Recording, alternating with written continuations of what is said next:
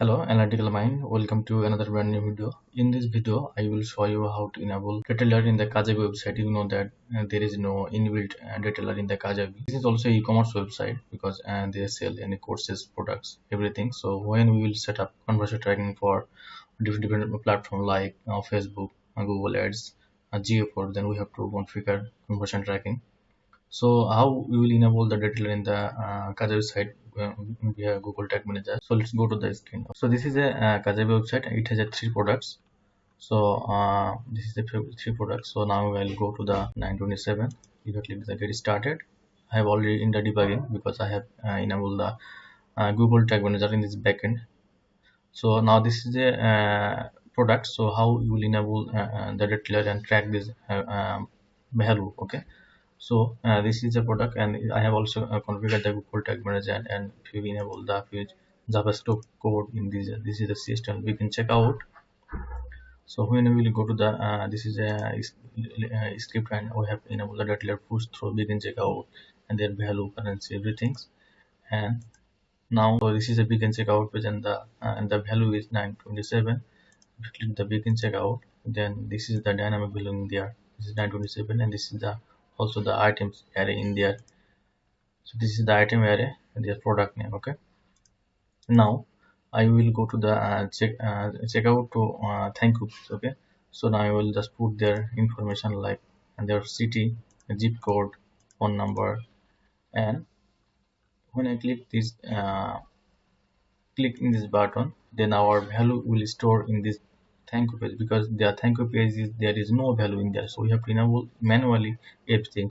And if you click this thank you page and I click to inspect, then our data is stored in the local storage. Okay, if I click the applications and the local storage, and so this is our city,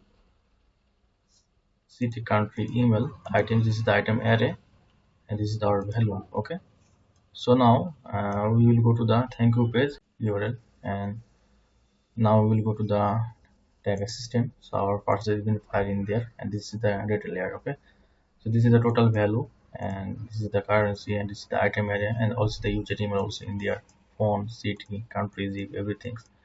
And it is in the different cases like different process, because it is a coupon code. So how we will track the coupon code when someone click into coupon code and purchase this product with a few discounts. So this is a coupon code, test coupon code, and apply.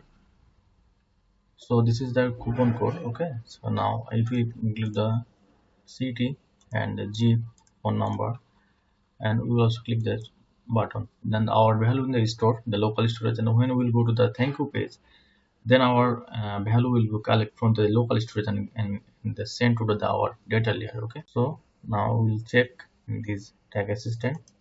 So this is the purchase. Okay, so our value is 463, and this is the item array. And if I go to our previous value, then this is our previous value, this is 927, this is the total value, and this is the coupon value. Okay, so this is the coupon value, and this is the all user data in here. So now then you will use this user data in your Facebook conversion API to grow the event match quality, as well as when you will implement the user data to your Google Ads enhanced conversion tracking, that your ads will be optimized, as well as event match quality also increase in there. So this is the totally this is the system JavaScript coded. Okay, and there is no way without this method. So if you want to track and conversion tracking from the Kajabi for different market platforms, so you have to go through this process, otherwise it's not to work. So if you need any help with this regarding Kajabi conversion tracking for different market platforms, so you can feel free to knock me. All information in the video description. So thank you so much.